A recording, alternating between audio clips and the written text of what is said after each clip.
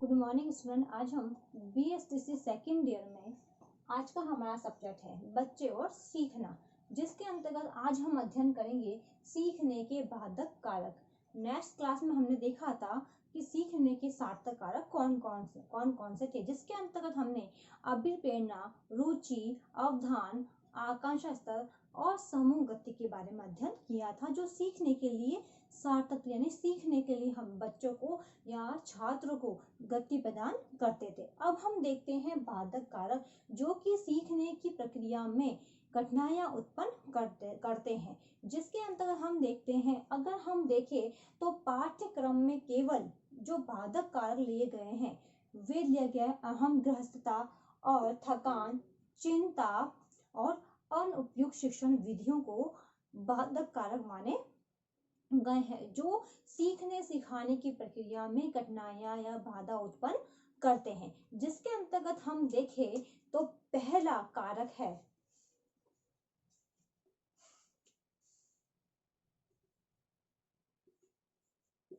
बाधक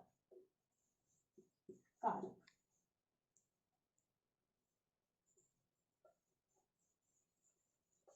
जिसके अंतर्गत हमारा पहला कारक है थकान।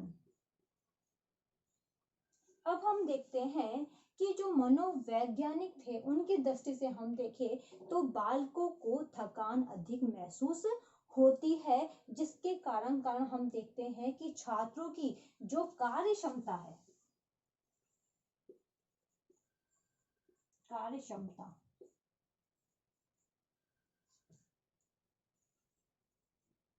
कम हो जाती है या कहे समाप्त हो जाती है।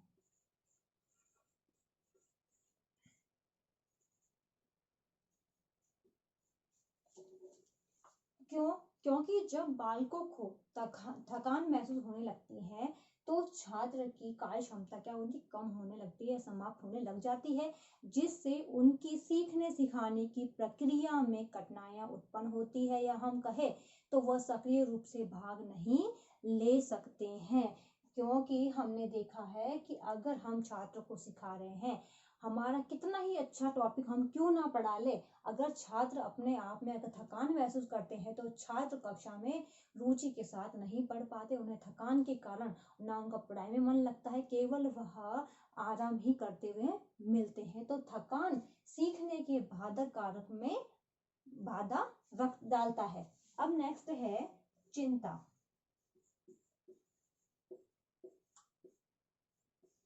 अब चिंता के अंतर्गत हम देखते हैं कि छात्रों के सीखने सिखाने की क्रिया में चिंता भी प्रमुख कारण है। अगर बच्चों को किसी भी बात की अगर टेंशन हो जाती है तो वह सीखने की प्रक्रिया में सक्रिय रूप से होकर भाग नहीं ले पाता है, क्योंकि उनके मन मस्तिष्क में तनाव बना हुआ रहता है और वह जिसके कारण उसका किसी भी कार्य में मन नहीं लगता है, वो केवल चिंता ही करता रहता है। इसलिए अगर हमें बच्चों को कोई भी चीज सिखानी है तो चिंता से मुक्त होकर हमें उस चीज को सिखानी चाहिए। अगर कक्षा में बच्चा किसी भी प्रकार की टेंशन ले रहा है, चिंता कर रहा है, तो हमें उस चीज का समाधान निकालना चाहिए, जिससे जो छात्र है वह सीखने की प्रक्रिया में किसी प्रकार की कठिनाई महसूस न कर सके। अब नेक्स्ट है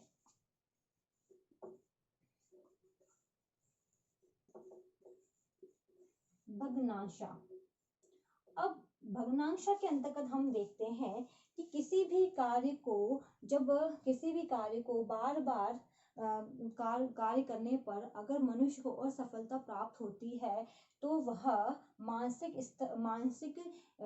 स्तर के अंतर्गत अगर हम देखते हैं तो मानसिक लेवल पे उसकी हलचल पैदा होती है, जिससे उसको भग्नांशा का मीनिंग दिया गया है। यानी मनोवैज्ञानिक क्या कहते हैं, भग्नांशा कहते हैं। बाकी इसके अंतर्गत हम देखते हैं तो असंतुष्ट,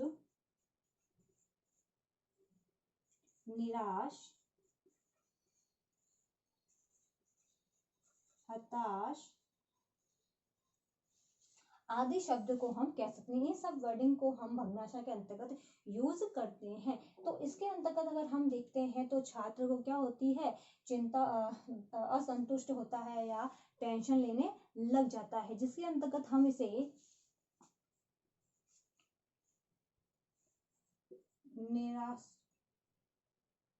नैराश्य, कुंठा भी हम इसको कह सकते हैं। इसके अंतर्गत हम देखते हैं तो यह भग्नांशा बच्चों को ज्यादा उदासीन बना देती है। इसके साथ साथ जो बच्चा होता है वह अपने साहस को खो बैठता है, क्योंकि वह पूरी तरह से अपने जीवन से हताश हो जाता है। यानी हम किसी व्यक्ति को अगर कोई बात बोलते हैं तो सामने वाला व्यक्ति हमारी बात से कई बार क्या हो जाता है, असंतुष्ट हो जाता है।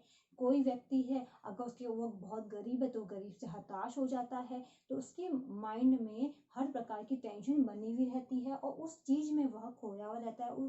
पूरी तरह से अपनी जो भी हिम्मत होती है उसको हार चुका होता है। क्योंकि हमने कई बार देखा है कि कई व्यक्ति अपने जीवन में सफल होते हैं, सफल होने के बाद उन्हें कोई चीज ऐसी टेंशन हो जाती है कि वह अपने जीवन में अपने जीवन को आगे जीना ही नहीं चाहते, इतने हताश हो जाते हैं अपनी लाइफ से कि आगे जाके वो आगे कोई भी बुरा कदम उठाने में समर्थ हो जाता है। तो इस प्रकार से जो भग्नांशा है वह भी छात्रों में अधिक देखने को मिलती है, क्योंकि कई बार ऐसा होता है कि छात्र अपने में बहुत ही अच्छा है, बहुत ही प्रखर मुखी बालक है, वह चाहता है कि मेरे इतने मार्क्स आने चाहिए, परंतु उसके मार्क्स उसकी उम्मीद से कम आ जाते हैं तो वह भी क्या हो जाता है, हताश हो जाता है और अपने जीवन को जीने में उसे कोई इंटरेस्ट नहीं होता। अब हम नेक्स्ट देखते हैं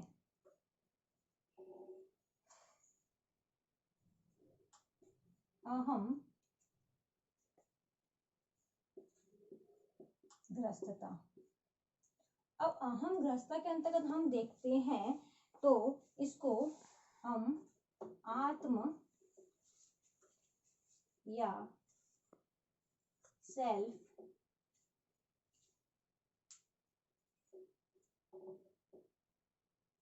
अहम यानी ईगो, यानी हम इसको आत्म यानी सेल्फ और मनोवैज्ञानिक की लैंग्वेज में अगर हम कहें तो अहम यानी ईगो कहा जाता है। इसके अंतर्गत हम देखते हैं कि जो बच्चा है अपने स्वयं में डूबा हुआ रहता है, उसे कोई भी बाहरी चीज से कोई लेना देना नहीं होता है। क्योंकि जो कई बार छात्र होते हैं तो अपने में ही खोए रहते हैं, क्योंकि हमने क्लास में भी देखा है कि जब हम छात्रों को अध्ययन कार्य करवाते हैं तो छात्र क्या करता है, अपने में खोया रहेगा, उसका ध्यान किसी भी और तरफ नहीं जाता है। तो अगर हम देखें तो सीखने के बाधक कारक में जो अहम ग्रस्तता है वह भी बाधकता यानी कठिनाइयां उत्पन्न करती है। अब हम नेक्स्ट देखते हैं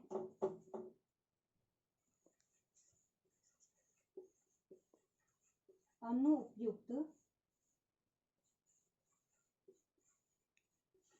शिक्षण विधियां।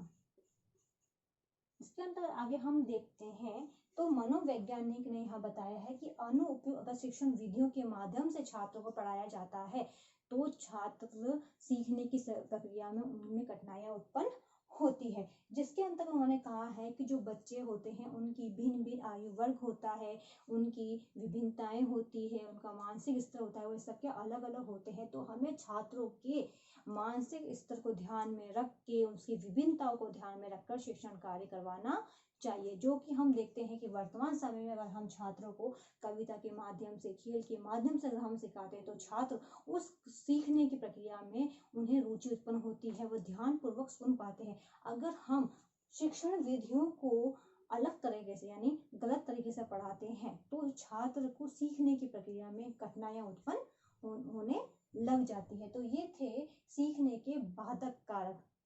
इससे संबंधित आज का आपका असाइनमेंट है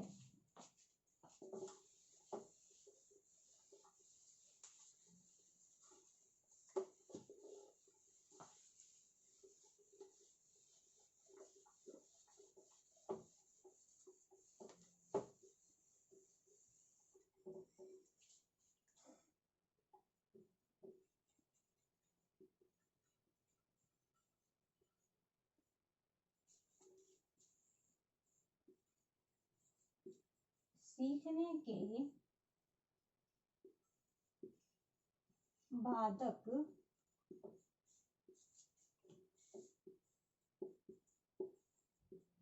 कारकों का वर्णन कीजिए।